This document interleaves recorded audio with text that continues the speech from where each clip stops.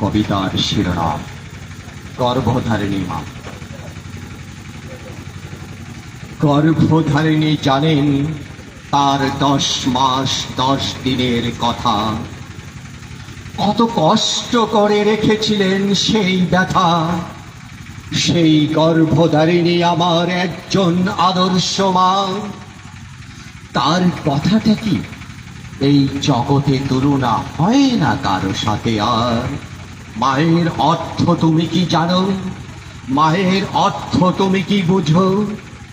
মা হলো স্বার্থহীন, মা হলো নিশ্চুপ, মা হলো গুণবতী, মা মানে কলিজার ধন, মা হলো চন্দ্রিমা, মা হলো এক রাত্রি, মা হলো বুকের ছাতি, মা হলো রক্তের বাঁধন, মা হলো একরাশ গোলাপের সুগন্ধমালা, মা হলো যুগ যুগান্তের সজাগ রাত্রির আরাধনা, মা হলো যত খারাপ কাজের এক প্রার্থনা, মা হলো সকল চাওয়া এবং সকল কিছুই পাওয়া, মা হলো সকল হাসির অন্তিম এক সুখময়, মা হলো সুন্দর এক তোড়া গোলাপের গন্ধ, মা হলো কবিতার এক রাস কিছুক্ষণের জন্য হলেও ছন্দ, মা হলো সিংহ মমতা মায়া ও ছায়া, মা হলো এক বীরাঙ্গনা নারী, মা হলো সকল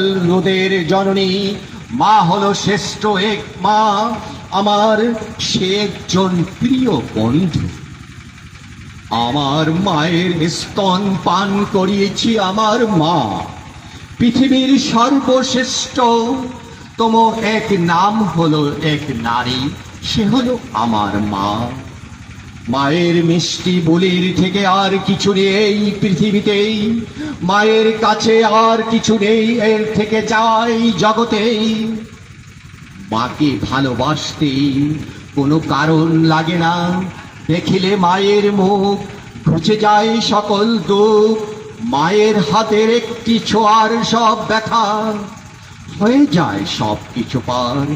মায়ের আঁচলের স্পর্শে সব হয়ে যায় পরিষ্কার। মায়ের গর্ভে জন্ম নিয়েছি মোরা, সেই মাই হলো গর্ভধারিণীর সবার সেরা।